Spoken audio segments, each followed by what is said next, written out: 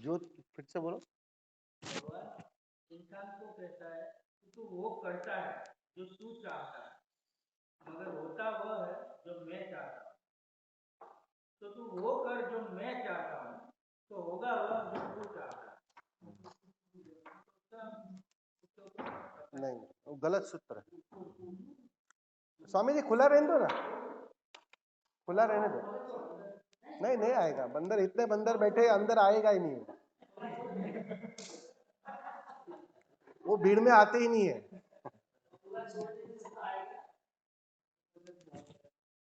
और पीले बंदर से बहुत डरता है।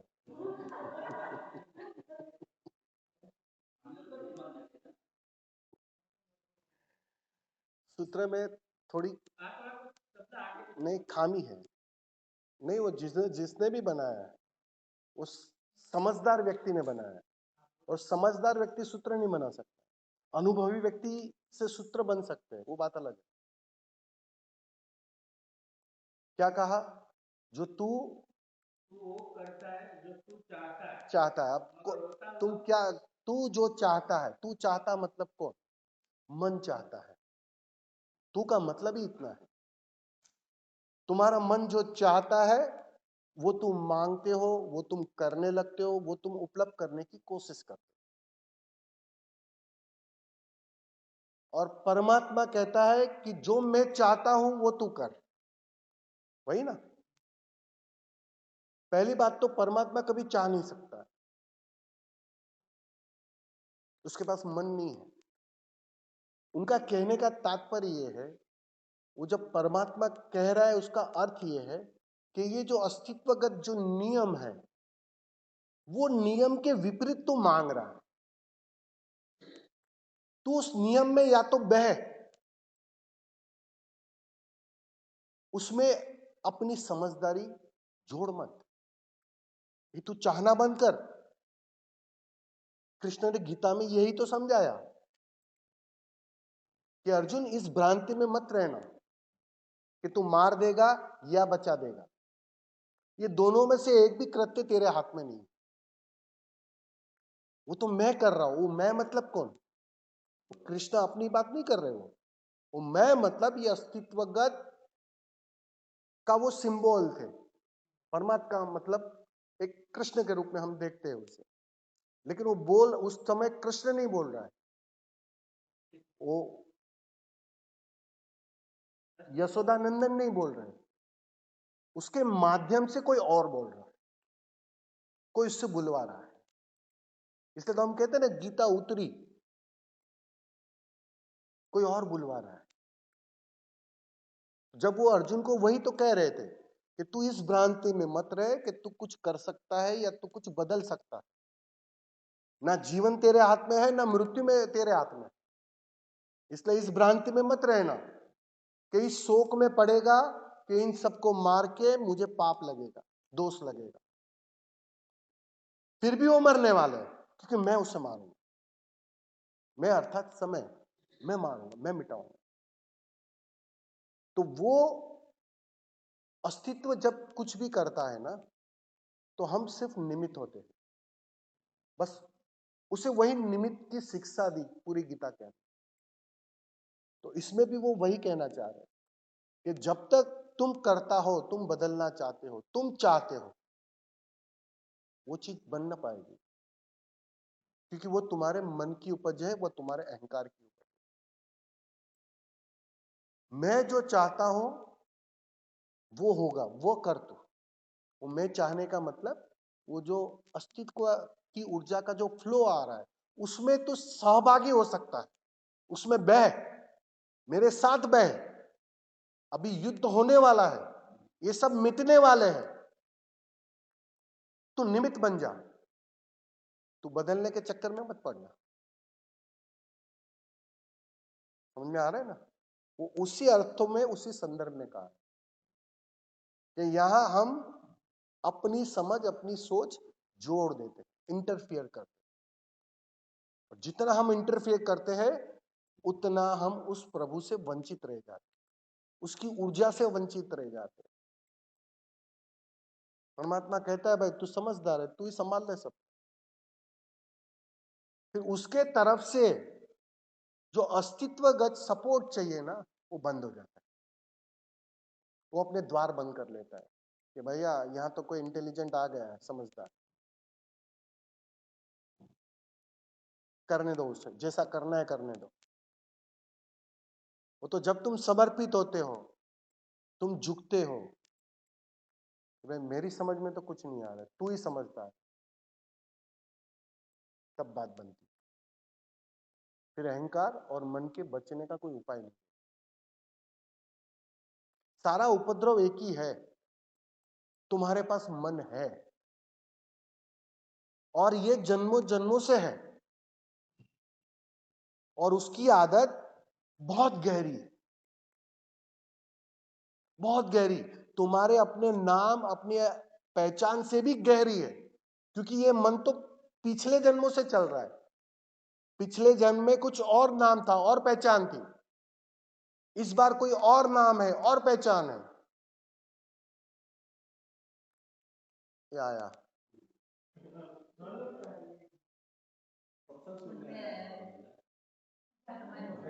रेंदे रेंदे ले लेके दे, बैग ले ले, खाली बैग ले लेना।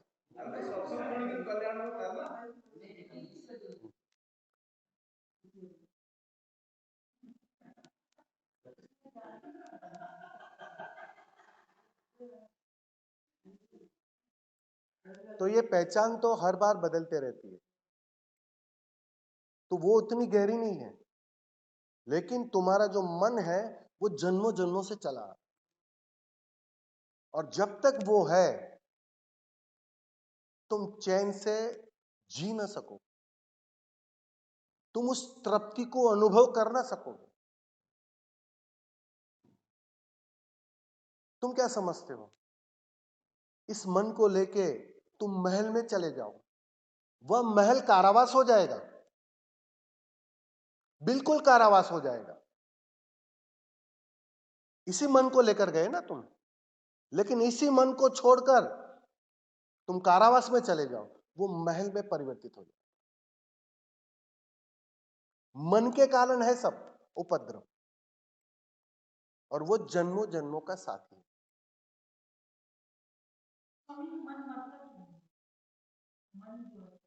क्योंकि तुम मारना नहीं चाहते हो, तुम मारना नहीं चाहते हो, मैं कह रहा हूं ना, उत्तर ही दे रहा हूं तुम्हें। तुम्हें लगता है कि मैं इतना प्रयत्न कर रही हूं, इतना ध्यान कर रही हूं, ये मन मिट क्यों नहीं रहा है, यही सवाल है ना।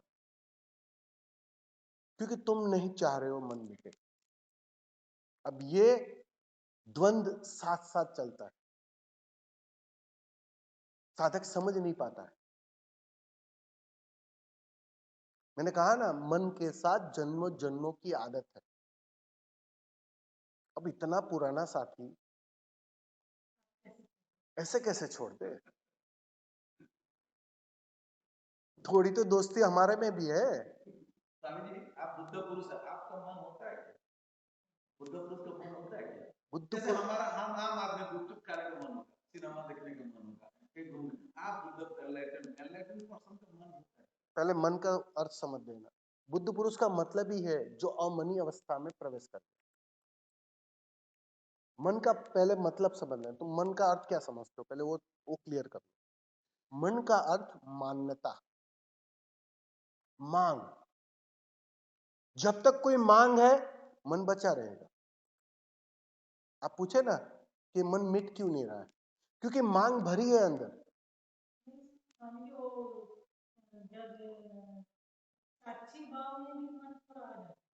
मैं वही बोल रहा हूँ, साक्षी भाव में मन आएगा ही।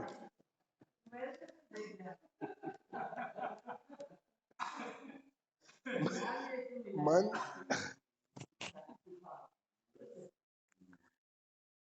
मन को पोषण तुम ही देते हो और कोई नहीं देता है। तुम ही चाहते हो कि मन मिटे नहीं, इसलिए तो ये कश्मकश चलती है। ये जो साधना काल जिसे हम कहते हैं, साधना का जो समय कहते हैं, वो कश्मकश का समय होता है। क्योंकि मन एक तरफ खींच रहा है तुम्हें और एक तरफ तुम मन को मिटाने के लिए भी तैयार हो, तत्पर हो। मन मतलब मांग, मन मतलब मान्यता। जिस दिन तुम्हारी सारी मांग गिर जाती है, जिस दिन तुम्हारी सारी मान्यता टूट जाती है, उस दिन तुम मन के पार चले जाते, उस दिन मन नहीं बचता। अभी मैंने जो बुद्ध की कहानी कही ना, क्यों गया मन? कोई मान्यता न बची कि मैं सांसारिक हूं कि आध्यात्मिक हूं, वो भी गया। अब तक भ्रम था, 6 साल से भ्रम था कि मैं आध्यात्मिक हूं, अध्यात्म की यात्रा कर रहा हूं, वो मान्यता गिर गई। कोई मांग न बची। उस दिन तय किया अब कहीं जाना नहीं, कहीं पहुंचना नहीं है, कुछ पाना नहीं है। समाधि भी व्यर्थ हो गई उस दिन। अब तो समाधि भी नहीं चाहिए, अब तो आनंद भी नहीं चाहिए। अब जिसको कुछ नहीं चाहिए, सोच लो जरा, जिसकी कोई मांग नहीं है, जिसको कहीं जाना नहीं है, उसके पास भविष्य बचा? भविष्य बचा? जिसका भविष्य गया, उसकी मांग गई, उसकी मान्यताएं गई। मन बचेगा कैसे? अब वो आ गया वर्तमान में, इस पल में आ गया। वो तो भविष्य था। तुम्हें चाहिए, अभी भी कुछ चाहिए। अब समाधि चाहिए, आनंद चाहिए, मुक्ति चाहिए, संबोधि चाहिए। चाहिए ना कि नहीं चाहिए? चाहिए ना, बराबर है। बस ये जो चाहिए ना, मतलब मांग भरी है, और मांग है तब तक मन जाएगा नहीं। मन को उससे कोई लेना देना नहीं कि तुम धन मांग रहे हो या समाधि मांग रहे हो। हाँ, देखो, मन का मतलब ही यही है कि वो मांगने में जीता है। पहले तुम धन मांगते थे, वस्तुएं मांगते थे, वहां से थक गए, तो अब तुम और कुछ मांगने लगे। आनंद मांग, ज्ञान मांग रहे हो, आनंद मांग रहे हो। इसलिए तुमने देखा, मजे की बात, ध्यान अनायास घट जाता है। पहले दिन अपने आप घट जाता है, और फिर जितनी तुम कोशिश करते हो, जितनी मांग से भरते हो, उतना नहीं घटता है। ये कभी सोचा तुमने ऐसा क्यों हो रहा है? क्योंकि तुम्हारी मांग आ गई। मांग आ गई तो घटना मुश्किल हो जाता है, क्योंकि वो मन और सघन हो जाता है। आप समझो मैं क्या कह रहा हूं? अगर आप बिना मांग के आज एक प्रयोग, एक ध्यान में उतर जाओ, बिना मांग के, एक ही प्रयोग में बात बन जाएगी। और मांग से भरे हुए जीवन भर ध्यान करते रहो, जीवन भर मैं कह रहा हूं, तो भी बात नहीं बनेगी। बिन मांगे मोती मिले, मांगे मिले न चूक। यहां मांगते क्या है, उसका विज्ञान समझो थोड़ा। मांगने का मतलब क्या है? मांगने की व्याख्या क्या है? आपने समाधि मांगी, ठीक है, आपने आनंद मांगा, आप समझे नहीं? वो चल ही इसलिए रहे क्योंकि मांग भरी है, समझे? तो मांग के वजह से वो वो ये सब बाय प्रोडक्ट है तुम्हारी मांग के कारण। गहरे अचेतन में मांग भरी है। वो बुद्ध की तरह मांग विहीन नहीं हो गए हो आप। अध्यात्म तो चाहिए अभी, उससे सुख की आस है थोड़ी, उससे आनंद की आस है थोड़ी, थोड़ा सहारा है वो जीने का। अकेली हो तो कम से कम अध्यात्म तो चाहिए ना। तुम्हें पता हो ना पता हो, वो भीतर गहरे में मांग है उसकी। मांगने का मतलब समझो, मांगने का विज्ञान समझो। मांगता कौन है? जिसे वो भ्रांति होती है कि मेरे पास नहीं है, वही तो मांगता है ना, वही मांगेगा। भिखारी कौन रहता है? जिसे अपना सम्राट होना पता नहीं है, वही भीख मंगा बना रहता है। अब समाधि तुम मांग रहे हो, समाधि स्वभाव है, तुम्हारे भीतर है वो। आनंद स्वभाव है, मुक्ति स्वभाव है। बुद्धत्व तुम लेकर आए हो, मजे की बात, लेकर आए हो जन्म के साथ। अब यही सब चीज तुम मांगते रहते हो। जितने अध्यात्म के काल तुम बिताते हो भीतर की यात्रा में, यही तो तुम्हारी मांग होती है, और क्या होती है। अलग अलग तरीके से मांगते हो तुम, लेकिन मांग तो यही रहती है। और मांग रहती है, इसका मतलब तुम्हारा अचेतन अभी भी नहीं जान पा रहा है कि मैं सम्राट हूं, मैं इन सबका धनी हूं, प्रेम मेरा स्वभाव है, मैं प्रेम बांट सकता हूं, मांग नहीं सकता हूं। और यहां लोग प्रेम मांगते हैं, बांटने की तो बात ही नहीं करते। सिवाय बुद्धों के कोई बांटता नहीं है, क्योंकि वो खजाना खोल देते हैं अपना। और वो इतना अतिरिक्त होता है, इतना अतिरिक्त होता है कि उनके माध्यम से बटता है, वो चाहे या ना चाहे सुगंध फैलती है। और तुम मांगते हो प्रेम। पहली बात तो प्रेम मांगने की चीज ही नहीं है, प्रेम देने की चीज है। अभी बात समझ में आ रही है? लेकिन आज तक हमने मांगा ही है।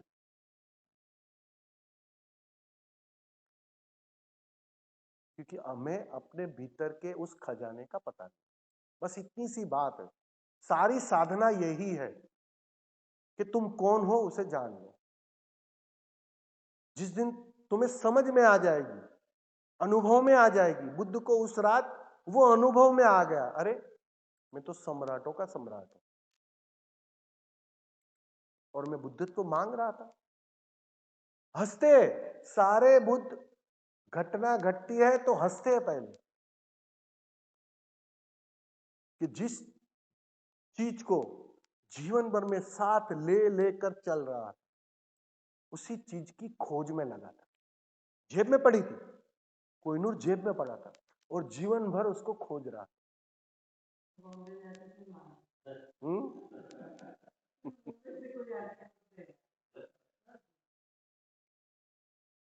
स्वामी जी, आप बुद्ध पुरुष है, आपका साक्षी भाव आम आदमी का साक्षी भाव एक ही है। फर्क होता है। मेरे पास अब साक्षी भाव भी नहीं है। कोई भी बुद्ध पुरुष के पास साक्षी भाव नहीं होता, जरूरत ही नहीं ना। साक्षी भाव सहारा है तुम्हें हर चीज से मुक्त करने के लिए। पहले क्या होता था? पहले तुम्हारी चेतना फैलती थी, हर जगह पे फैलने लगती थी, तो उसको फैलने से रोकने के लिए तुम्हें एक केंद्र दिया गया कि तुम देखो अपने को गवाह रहकर, साक्षी होकर। साक्षी का सहारा लिया जाता है। पैर में कांटे लगे हो बहुत सारे, तो एक कांटे से सारे कांटे निकाले जाते हैं। एक कांटा ले लो तुम, बाकी सारे कांटे निकल जाएंगे। फिर उस कांटे का क्या करोगे? हाँ, क्या करोगे? जेब में रखोगे? क्यों? वो साक्षी भी फेंक देना पड़ता है, लेकिन साक्षी तब तक सहारा होता है तुम्हें सबसे छुड़वाने के लिए, सारे कांटे निकलवाने के लिए। वो साक्षी सहारा होता है। लेकिन जैसे ही सारे कांटे विसर्जित हो गए, निकल गए, फिर उस साक्षी के कांटे को भी फेंक देना पड़ता है, फिर वो बाधा बनता है। इसलिए आपने पूछा ना, कोई साक्षी की जरूरत ही नहीं है, क्योंकि साक्षी तब तक रहेगा जब तक तुम और वह दो बने हो, तब तक साक्षी का सहारे की जरूरत पड़ती है। जिस दिन तुम अद्वैत में प्रवेश कर जाते हो, जहां तुम ना बचे, सिर्फ वही बच्चा कहो या कहो अद्वैत, फिर क्या करोगे? साक्षी का। किसका साक्षी होना है? जाएगा ही ना, कैसे रहेगा जहां दो बचा ही नहीं। जब तक दो है ना, दो की मान्यता है ना, तब तक साक्षी भाव सहारा है। वो कांटा है जिससे सारे कांटे निकाले जा सकते हैं। तुम हर चीज से अपनी कनेक्टिविटी तोड़ सकते हो उस साक्षी भाव की अवस्था में रहकर, कि मैं अलग हूं, मैं देखने वाला हूं, मैं करने वाला नहीं हूं। मैं भोगने वाला नहीं हूं, मैं सिर्फ दृष्टा हूं। कृष्ण ने अर्जुन को यही तो शिक्षा दी थी, और क्या दी थी, कि तू गवाह हो जाए इस युद्ध का। तू ये युद्ध करने के चक्कर में मत पड़, तू कर ही नहीं सकता युद्ध, असंभव है ये। हाँ, तू देख सकता है, बस तू उसका गवाह हो जा, साक्षी हो जा। जैसे ही अर्जुन साक्षी हो गया, बात बन गई। साक्षी बाबू मंजिल नहीं है, कैसे मंजिल होगी? यात्रा में जरूरी है, लेकिन मंजिल पे तो वो भी छोड़ना पड़ता, ट्रेन भी छोड़नी पड़ती है। रावर किला आया, नीचे उतरे कि ट्रेन भी छोड़नी पड़ती है। फिर ट्रेन को पकड़ कर रखोगे तो नहीं चलेगा।